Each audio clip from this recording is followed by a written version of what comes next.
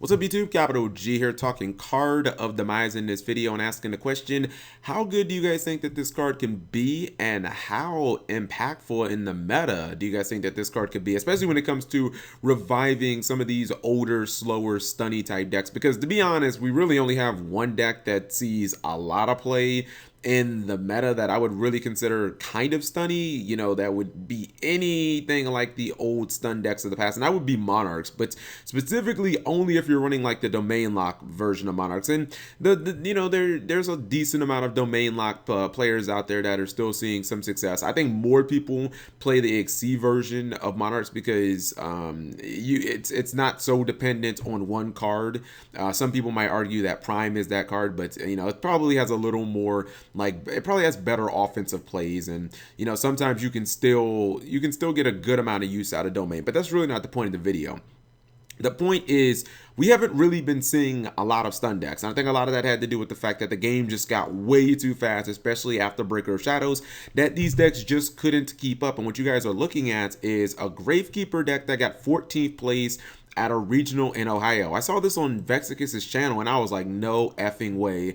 This cannot be real life, but lo and behold, it actually happened. I'm talking Gravekeepers 2016, and what it really, when you look at it, what's changed in a deck like Grave? What do they have now that they really haven't had? You know what I mean? And before, outside of like Quaking Mirror Force, which just came out in Breaker of Shadows, really it has to do with a card like Card of Demise. And when I looked at Card of Demise, I thought that it was a card it had the potential to be very similar to Pot of Duality, in my opinion, to give older decks, to give decks that don't like to go ham, that really don't like to, abuse special summons and trying to OTK, to give slower type decks speed that they need to catch up to the meta or to slow the meta down. Now, I say catch up to the meta because it can obviously get you, some like those really powerful defensive cards that can blow your opponent out. Things like Quaking Mirror Force or Solemn Strike or Solemn Warning. You catch a Pendulum Summon with a Solemn Strike, and a lot of times you can just win the duel, but it also gives you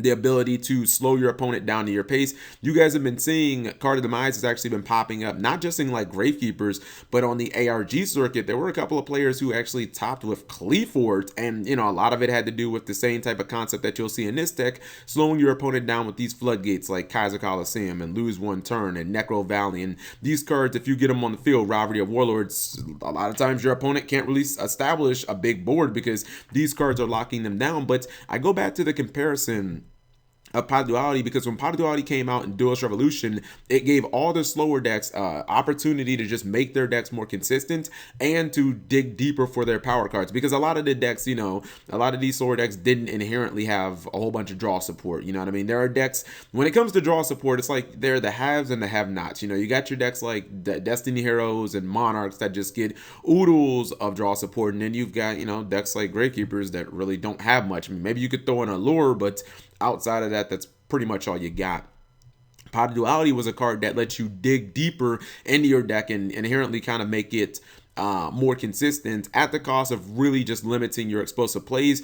And when you look at Card of Demise, it's pretty much the same exact concept. It's like, yeah, you can't special summon, but most of the decks that already use Pot of Duality aren't going to special summon every single turn anyways, and you can't do battle damage. But if you can exchange that for a +2, like wouldn't you take that? Because not doing battle damage for one turn isn't that big of a deal in Yu-Gi-Oh! If you can set up for the following turn and you can either just constrict your opponent with lockdown, or you can just like savagely wreck them. That's how I think a lot of times that's what Cleafort do.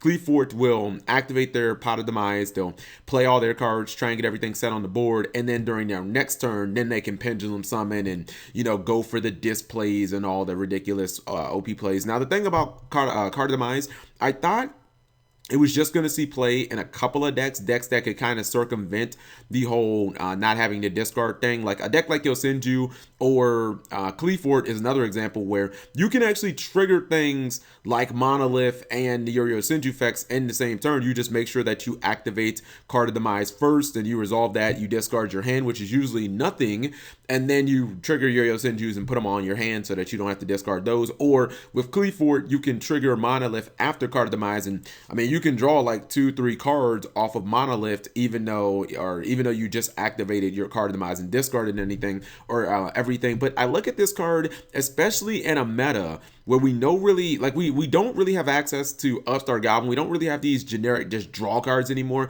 I mean, you can run one copy of Upstart Goblin, but it just seems kind of pointless to me. I look at Card of Demise and I'm like, man, if you've got a deck that's slow and you know that it can be kind of stunny and it can lock your opponent down, but you're just looking for ways to speed up the deck, like, this is probably the solution for, like, it's probably the solution for your deck. Because I mean, we have decks that have not seen play in, like, you know, almost a year and a half, like decks that have not seen play in basically a full year plus, that are now starting to pop up. Like, Cleave Fort really haven't been a thing ever since they, you know, got rid of Towers, and Gravekeepers haven't been a thing for multiple years. I'm expecting Yosenju to start popping up too because of this card. I think some people might be waiting for Rippling Mirror Force to come out in Shiny Victories, which will, I mean, the sneak peek is going to be over this weekend. But I think that this card has a lot of potential, and even when you can't discard those cards from your hand, like if you happen to draw monsters during the end phase, I think that people are just playing this because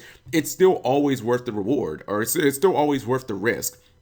Yeah, there'll be those sometimes, or there'll be those times where maybe you activate this, you draw 3 cards, and you have to discard a monster. But it's like more times than not, you'll end up just drawing things that you can put on the field immediately. And a lot of these decks, a lot of these old school stunny decks, they don't run high monster counts anyway. You see this deck only runs 12 monsters. It's very standard for Yosenju builds to really only run, you know, the 3 main commas, and then, you know, like the Sugent. Like, outside of that, you might run a couple of scales, because if you draw those, you can just play them. Even a deck like Cleave Fort with only 1 scout, don't really have to run that many monsters, because you can search Monolith and search Scout, so it's not that difficult to get to those. So I just wanted to talk about Card of Demise because I hadn't really done a full discussion on this card, but I like the fact that it is seeing immediate play, and the fact that it is, at least on a small scale, reviving some of these super old archetypes. Maybe we might even see something like Gadgets be more playable, although I guess you could argue that Gadgets with like 10 goldfish, and, you know, with the like silver and gold gadget coming out in instant fusion,